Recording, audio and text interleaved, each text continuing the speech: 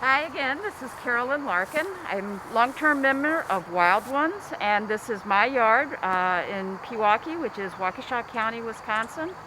So I'm going to go through, we have 20 acres. I have sort of 5 different locations that are different habitats and have been they were started at different times in different ways. So I'll try and point out like the things that worked well and the things that didn't work well. And hopefully you can learn some save your time and save your effort and save some money in the long run. So this is our house, and this is a bur oak that the squirrels helped us plant. They actually planted it over there, and we moved it when it was about this tall.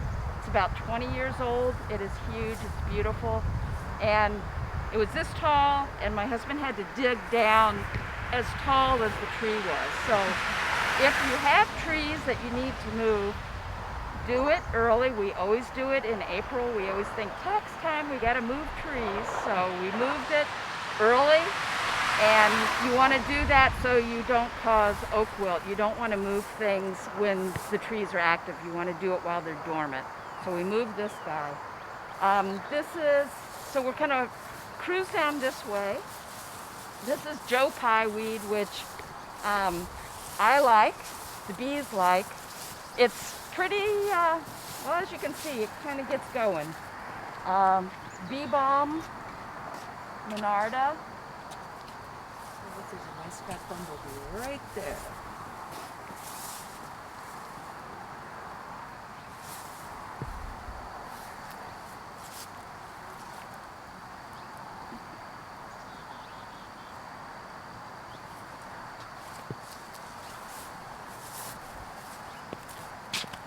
These have been here a long time ago.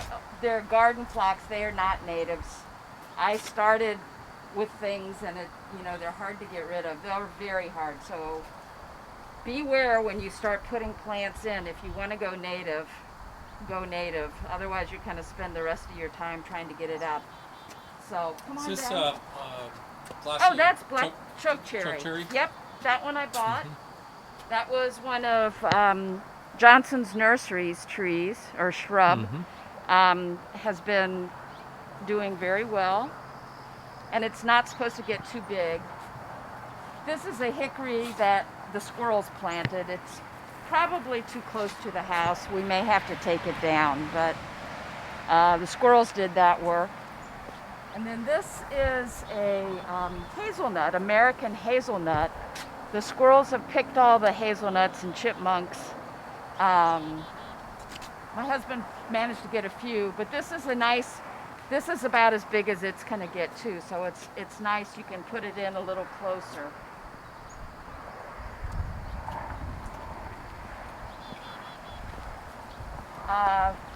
This way is my formal garden that is very new in that it's about 3 years old. So this used to be a swimming pool, and I filled it in 3 years ago because I was tired of the maintenance and tired of all the concrete, and kids were grown up and things like that. So the good thing about this was it's actually really crummy dirt, but there were no weeds. We pulled up the concrete. I think we put a little bit of topsoil on and put newspaper down and mulch. And then I bought and planted most of these. And I actually did more of a formal design. So this is all native, and it's sort of formal. I started with, the lower plants, the short plants, some pretty grasses, prairie dropseed, Culver's root. I had sort of a foundation plant that kind of holds the back, which is prairie dock, which is incredible, the size of it. It's like the biggest one I've ever seen. And it started in a little 1-gallon pot 3 years ago. Well, the thing is you made it work in this space too. Right, like not right. many people would think about putting a prairie dock in a space that's, 6 by 6 or so. Yeah. And if you leave the ground open, Mother Nature will try to fill it up. So all of these plants are making seedlings, which what I've been doing is digging them, putting them in pots and transplanting them. I'm kind of grow them up a little bit more. This is Golden Alexander, Azizia, that it will bloom early next year. These are the wild petunias, which they're starting to regrow, but they're really nice this time of year. What's that little shrubby thing there? I don't know. You don't know? Okay. I don't think I planted it. So. This was a new addition. I actually made these flower pots, or bird baths. I got plants and turn it upside down. I went to Goodwill and bought a really nice, serving dish that cost $3 and put it together. So there's lots of things you can do to add interest to your garden. So this is my little potting station. So when I'm digging up, like they were just growing all through here, so I just dug them up, repotted them, and I'll move them. When they get a little stronger, I'll put them out in the big prairie. And included with this is a rain garden. So at the same time, we decided we'd put in a rain garden, which the gutter goes down, and we dug this about 10 inches lower than the other. So I planted it it has a lot of nice early things like marsh milkweed, or not marsh milkweed. Marigold. Marsh marigold, right. Oh. This is ironweed. There's a lot of bee balm, monarda. And I had some cardinal flower over there, and it just decided to move over here. I didn't even put that there. It just decided to move around. So they sort of find their own place. There's also some nice white or cream baptisia, which is the more local. And then these are the butterfly milkweed. Yeah, so whenever I would plan this, I would always buy at least 3 to 5. So and these are liatris. This is the rough one. Yeah. That is so tall. Yeah. So this, as you can see, I grouped them, and I put at least, usually an odd number, 3 to 5, and to give it sort of a formal symmetry to it. Is that royal catchfly and I think yes. Yep. the red? Yeah. That one was happy there. So Really nice Stiff color pop. goldenrod, maybe? yes, it is stiff goldenrod. Exactly. This is some penstemon, so this blooms earlier, and this is prairie smoke, which blooms in May. It likes it here, and this was really not very good soil. It really was very clay and rocks, and all of these natives just took to it. They had no problem. I didn't do any amendment or anything like that. Here's an oak that somebody's planted. I probably need to mark it up and move it. Oh, look at that. So Oh, sweet. that will be good to move. Usually what I do is I put a little piece of tape on it so I can find it again, and then I'll move that next April to another spot. So this concludes this section. This is the formal garden with the rain garden. And now we're kind of walk over to another area. So I'll see you in the next spot. So, hi, Carolyn Larkin from the Menomonee River Area Wildlands chapter. This is continuation of the tour. This, believe it or not, used to be a volleyball pit. The kids outgrew it. They went away. So as I have said before, the preparation before you start planting is all important. So again, this area didn't have any weeds. It had a couple of inches of sand. And again, we put old newspaper, we put old reports, we used all kinds of paper, and then put mulch on top of it and interplanted. So there's quite a few shrubs in here. And this one is the elderberry, which you can see they're just starting to form, and it has a beautiful, beautiful flower early in June. The whole thing is just covered in white. It's gorgeous. That larger tree there is an American plum, which actually we got from friends. It's a little weedy in that it reseeds all over the place, so I'm all the time pulling it up. So you kind of have How's to. the spring flower? How does it look? Oh, it's pretty too. It Yeah. has a beautiful white flower. Yeah. And very fragrant. Both of these are super fragrant. So a lot of this I put a few pieces in, and then the rest of it just came. All the common milkweed I did not plant. It just came up. This is Rattlesnake Master, which is it's just beautiful, I think. Very interesting, and all of this I'll leave up for the winter, and it will, have winter interest. I want to take a look at that. Is that swamp milkweed This is there? swamp milkweed, Yep. yeah. That's beautiful, It's really pretty. yeah. And there's some prairie or allium, the prairie onion. And this appears to be some sort of milkweed cornflower hybrid. This? Oh, yes. You never know what'll come out of the yard. So I showed you the other hazelnut. This is a hazelnut that still has the nuts on it, and it is almost, it is so heavy. But when these get ripe and the squirrels remove them, it'll bounce back up. I mean, it's incredible. Here's some great blue lobelia, which I planted a couple, and they're also good about moving around. So here's a whole section that will bloom very shortly. You have a little oak here? Yeah, so this Wow. is another squirrel-assisted nursery. So this one is a red oak. It has the pointy leaves, and it's actually kind of red, especially in the spring. So this is a red oak. How about this? The white right there? Oh, this is American quinine. Yeah.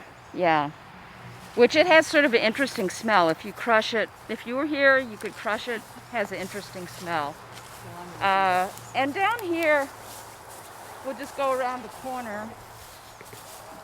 This is a great ground cover. This is thimbleberry, which unfortunately has not bloomed, and it hasn't set seed. I've seen, or set fruit, but we have a lot of space, so we're fine with letting it just keep moving on.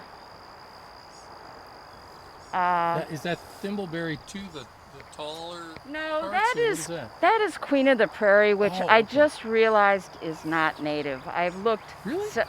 It's my book.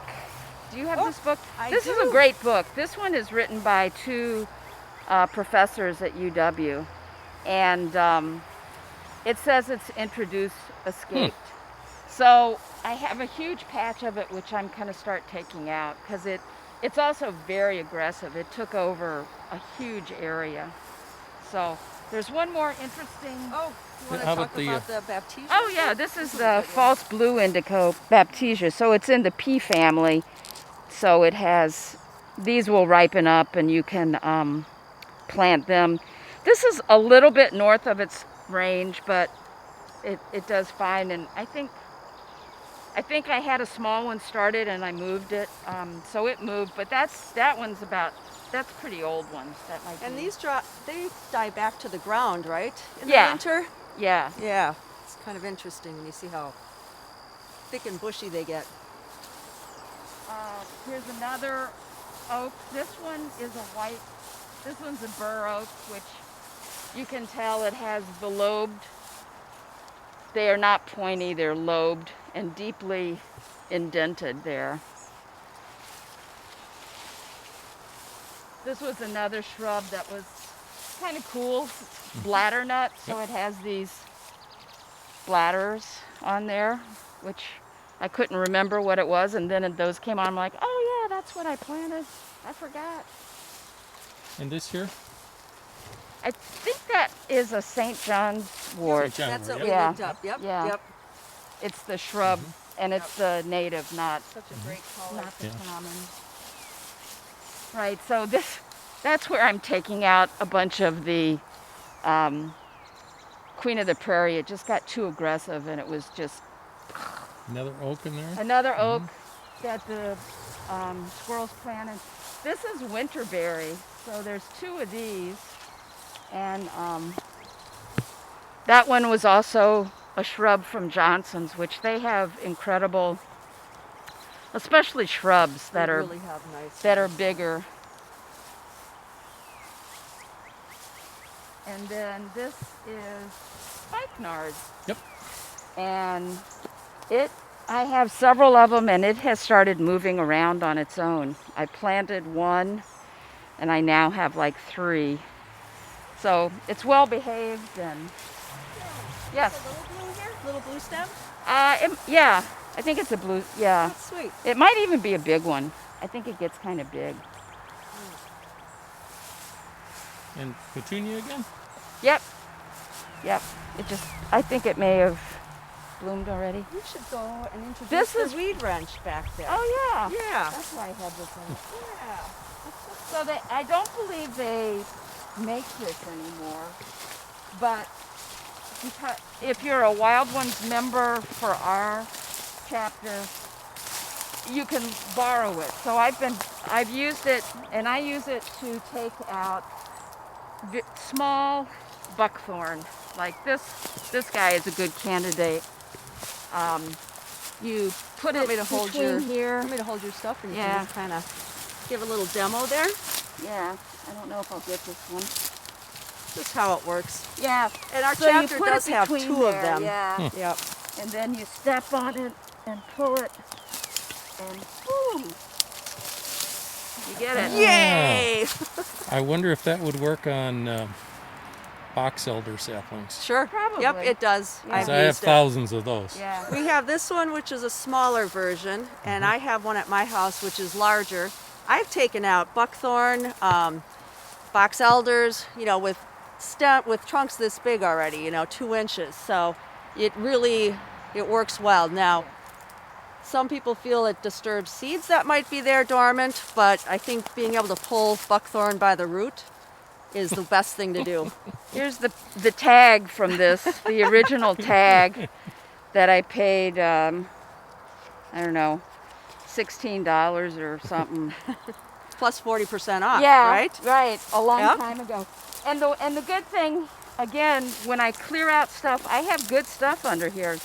This is wild ginger, Canada wild ginger, our native one, and I usually have some wild geranium under here and petunia. So this next year, I'm gonna keep working on getting rid of some of this stuff, and I think it'll be good. Plus, it's nice to have an avenue through here. So, all right, we're gonna take a break and walk over to a prairie. So this sort of ends. So this one, it's sunny now, but it's kind of turned into a woodland because I've got so many. I mean, here's another red oak. There's another red oak. I just have so many oaks in here that I might as well let it go back to being what it wants to be, which is an oak woodland. What a great problem you have. Yeah. now, right? Having too many oaks. Yeah. It's awesome. So now we're going to walk over to a prairie on the other side of the property. See you in a minute.